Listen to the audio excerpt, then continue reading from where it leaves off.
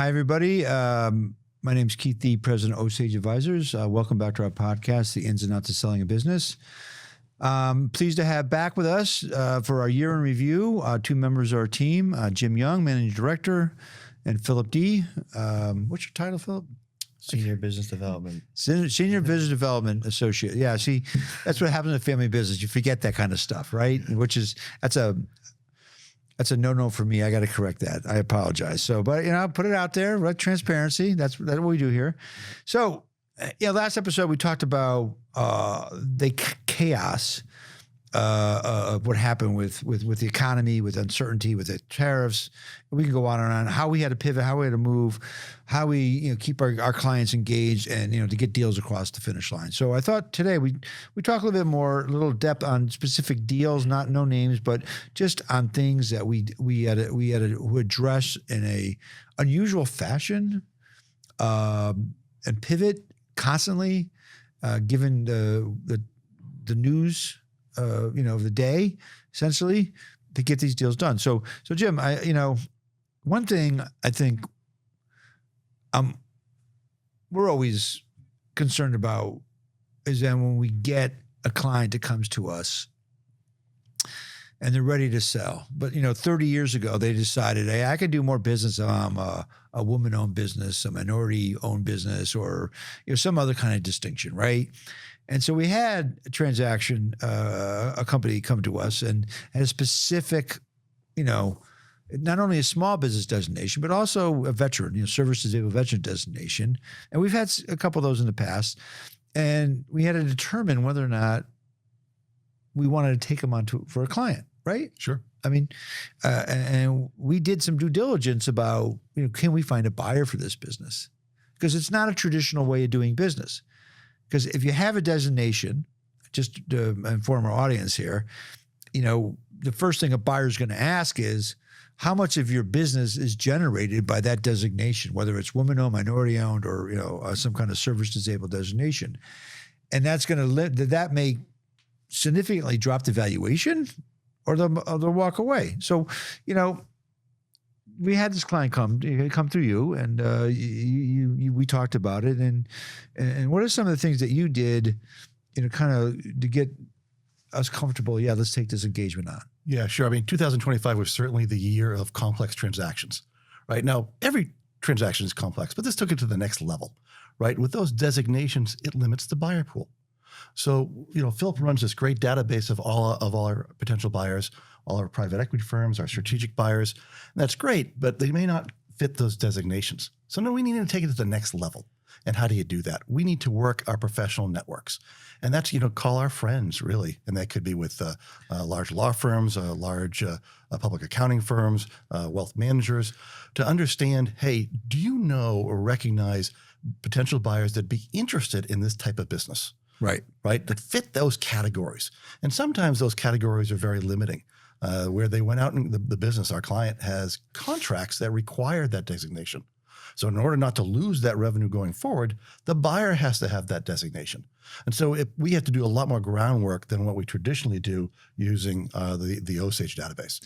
Yeah. So you came back and we talked, and we actually called together, had phone calls with a few of these friends of the family, so to speak, and they were encouraging about, we have contact, we know firms that specialize in this, and blah blah blah, and which was good because that kind of gave us confidence. Look, we don't want to take a client on if we can't sell them, right? We're a retained firm, and we want to make sure, one, to understand the valuation, that we're all in sync with value guides, but two, can we get the deal done? Do we have the capabilities? Do we have the resources to do it? So I know, Philip, on a specific one that Jim's talking about, you scoped our database and you started coming up with these funds, right? Mm-hmm. Yeah, it's funny. I think, well, just to backtrack a second, I think I put out about 150 books on this deal to private equity funds and potential strategic buyers, but 90% of them, had to pass because of this service disabled veterans designation and the amount of contracts that were tied in to the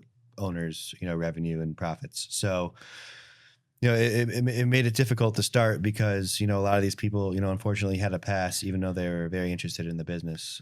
So that forced us, to go on to what you guys were talking about is dig our feet in a little bit more and, find or go through our professional network and, find potential buyers, that fit these designations that would, have interest in, acquiring the business that we're representing. Right. And so, at the end of the day on this transaction, right. And it was the interesting thing is the deal was done with a private equity fund in our database, Mm-hmm.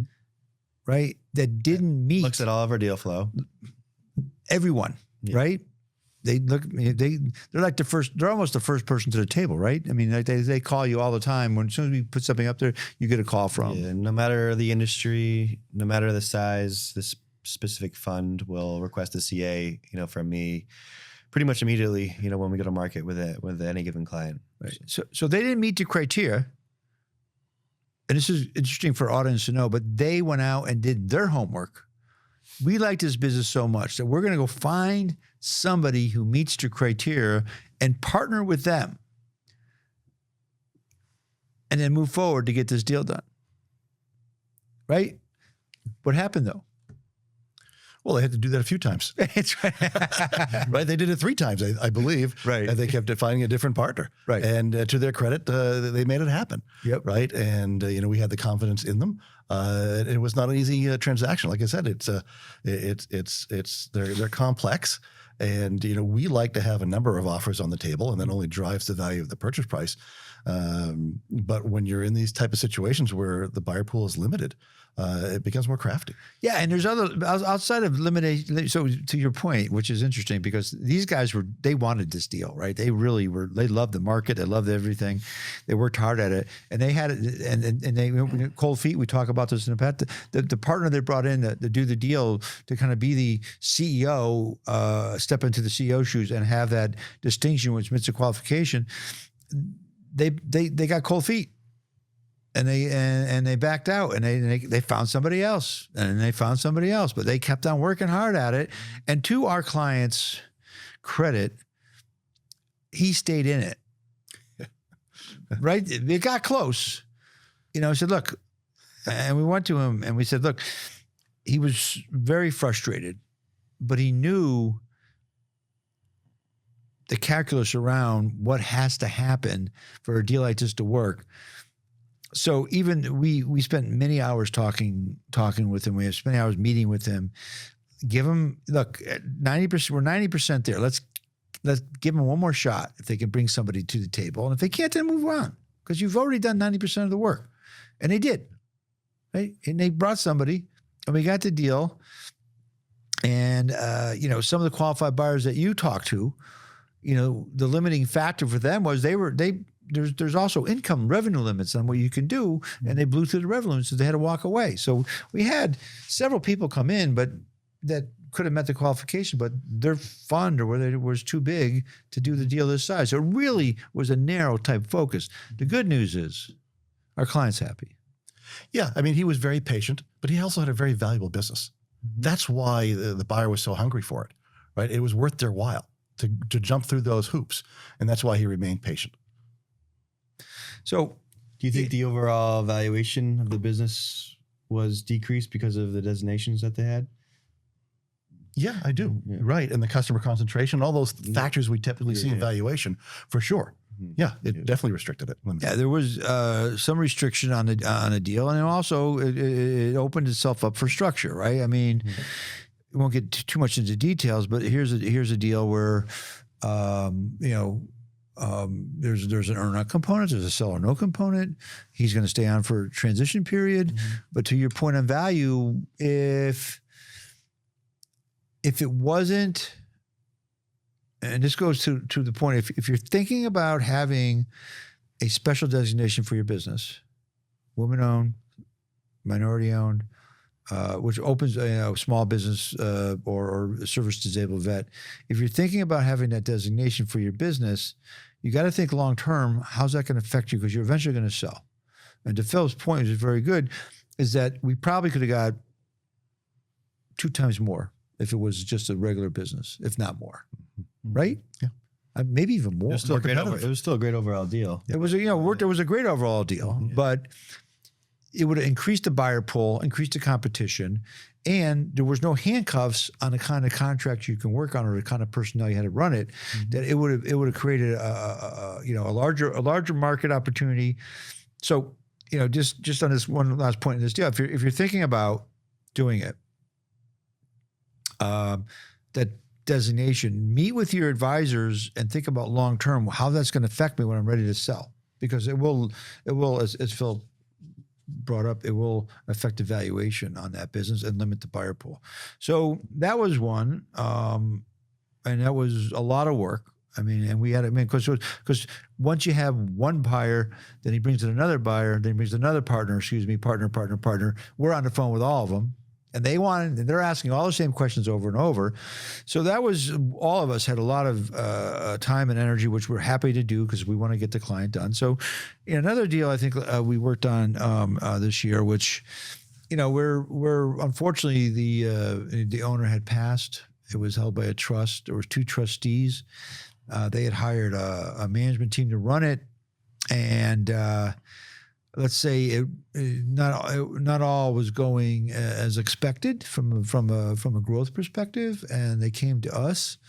They were under somewhat of concern that they needed to get money to the family, need to get things sold, and it was interesting because we really were dealt a lot with the trustees on this deal from a legal, from a deal perspective, but we also had to have a separate hat on to deal with the management team that was running it, and there was a little bit of tension, I guess would be a nice word to put on it. Yeah, Keith, and you think about it, if you're a business owner, if you're a business owner and you have an aging business and you're aging, the product have a particular life cycle. Right, they only last so long. Right, there's an early growth stage, there's a peak, and then there's a decline. And this is a situation where we're past the life of the owner. It passed on to the trust, to the heirs, and then professionally managed by their lawyers and a professional management team rather than the original owner. Right, so now you're even beyond that life frame of the owner and probably the life cycle of the product themselves. So you have basically a very aging old product and a very aging old plant. And that only makes it that much more challenging to sell it. Right. Right? No one wants old garbage, right? Or products that are no longer in demand. So if that's your situation, your value in that cycle is sooner than you think. And here's a situation where it went way beyond that life cycle. Yeah, I think your point is the only way you stay relevant and productive and profitable in manufacturing, or one of the ways is reinvestment in capital equipment. Exactly. You have to be able to have the latest and the greatest because the parts are becoming much more technical, right? And something that you can turn and you have to go 3 or 4 machines to make the part. Now you can do it on one part. And with a couple keystrokes, not that easy, but when one person's running a cell of 3, and you can make that part, hit it 8 different ways, 5-axis, 6-axis machine, and you're done. And you can still make money on it, even though you're getting pressure from your customer to reduce your prices, right? To constantly get your pressure. Here, to your point, you walked around the plant. Did you walk around? I think you walked around this plant, right? So you walk around the plant, and what was your impression when you looked at the plant? Not great. Right. You felt that it was old, right? You felt that there's, they can't be making money. I mean, what do we always do? You can walk into a floor of a plant, this is manufacturing, and you can pretty much know what they're doing just by seeing how the condition of the plant, the lighting, the equipment, is it clean? And buyers can too. Yeah. And that equates to capital expenditure on their end. Post-close, they now need to make a further investment than the purchase price of the business. Right. And as a result, the purchase price of the business goes down. Mm-hmm. So for that deal, we were very fortunate. We put out a ton of books in that deal, I think. Yeah, well over 100. Right. Definitely. And we had, and so we run a process. So we had the bids were all over the map. I think we had one bid, like in the low, it was like 10, 12, $50 million lower than the high bid on this deal. And then the buyer, it turned out, a good fit because they had capacity. They already had a presence here in the state. They had, I think, 3 or 4 plants, and their product lines were Simpitico, right? They were aerosport, they manufactured a similar product for a similar customer, and we were able to get the deal done. But, and as we were doing the deal, the numbers, so buyers, right? When you sign an LOI, you still got to perform. So, you want to keep your revenues up, your EBITDA up, your profitability up, and you want to keep a consistent backlog, right? You don't want a backlog go from 10 million to 5 million because that the buyer's going to give pause. In this case, every month they missed their number.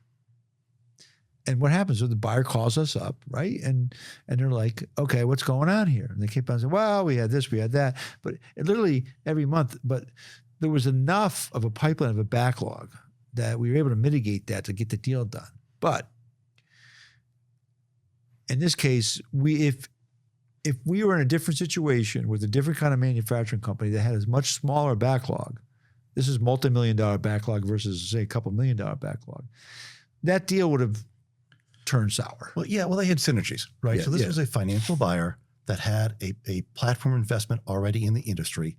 So that management team knew what they were doing to acquire our client in the same industry.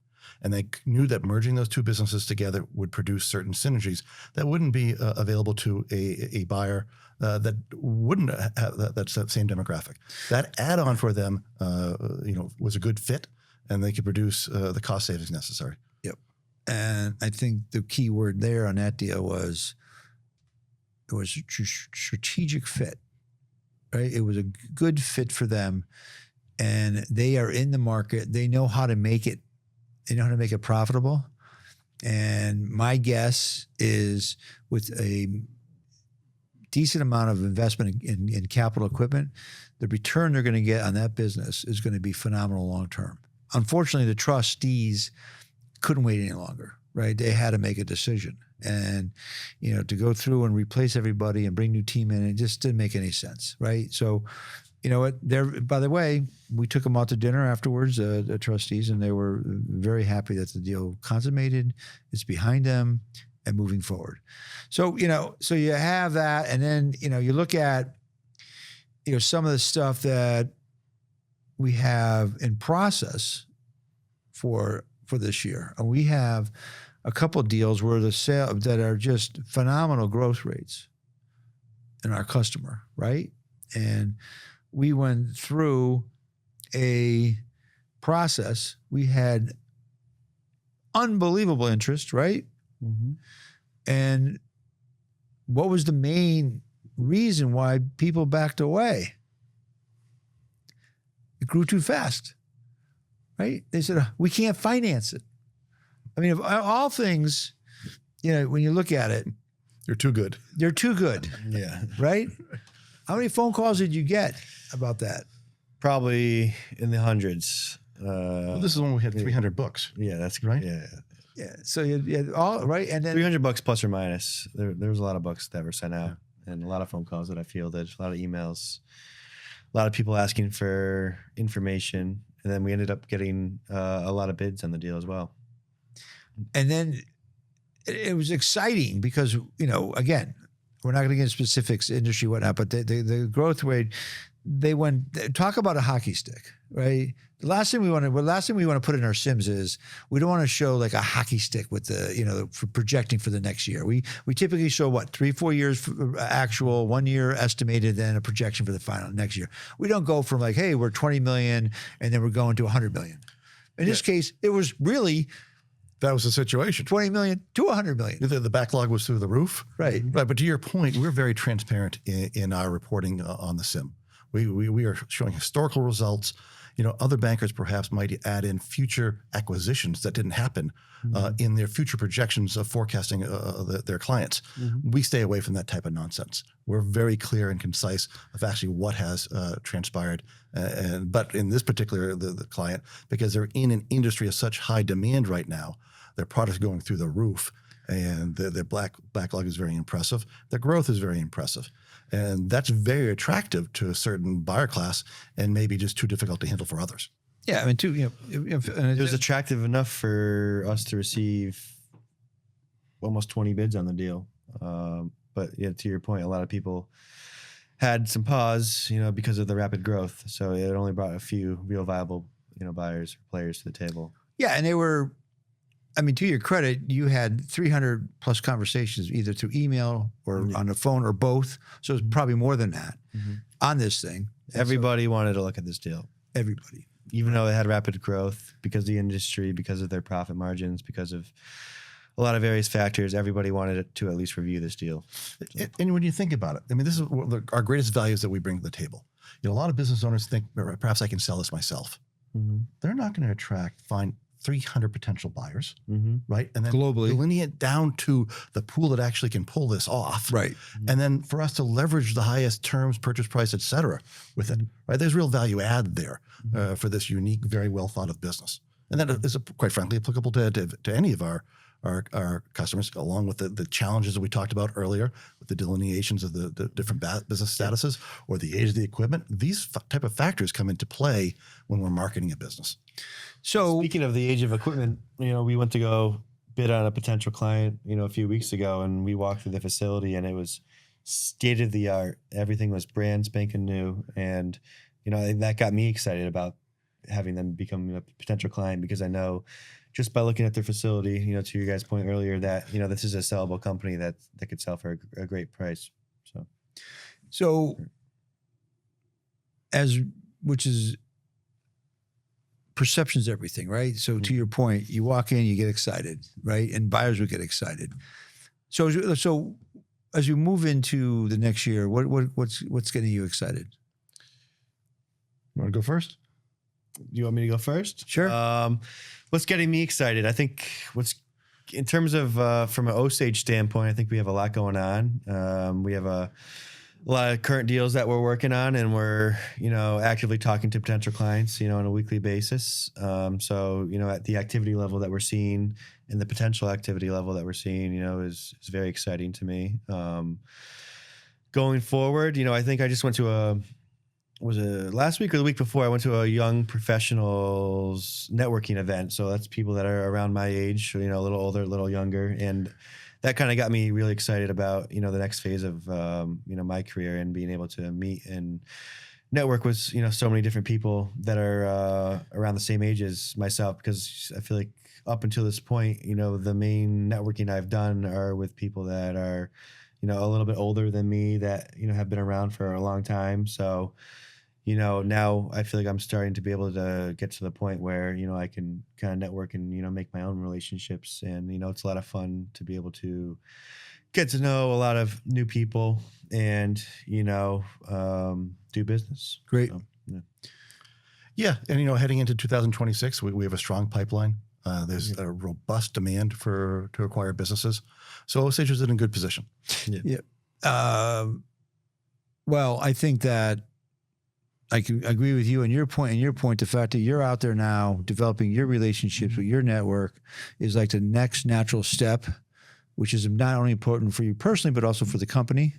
And we're there to support you in any way we can. And I think that's great. To your point, I share your point. Is like, I'm excited about the next year unless another geopolitical thing hits. You never know, right? Then we'll deal with it. Then we'll deal with it and we'll find solutions, right? So, all right, guys. So look, I just want to thank you so much. The effort, your commitment, not only to Osage, but more to the clients. I mean, because that's what it's all about. I mean, our relationship between us and our clients and being there for them is that's the main thing. Whether we get the deal done or not, it's and obviously we want to get the deal done, but that is it, that they will walk away, they feel good about and confident that they're ready to sign and move forward with the deal. I appreciate everything you guys are doing, both personally and professionally. Again, thank you for being with us today. Again, my name's kdee, President of Osage Advisors. If you enjoyed our podcast today, the ins and outs of selling a business, please feel free to subscribe to our YouTube channel. To learn more about Osage, you can visit our website at osageadvisors.com. Any questions, please feel free to email me at kdee@osageadvisors.com or pick up the phone and give me a call at 860-767-3273. extension 1001. Thanks again for being with us, and have a great day.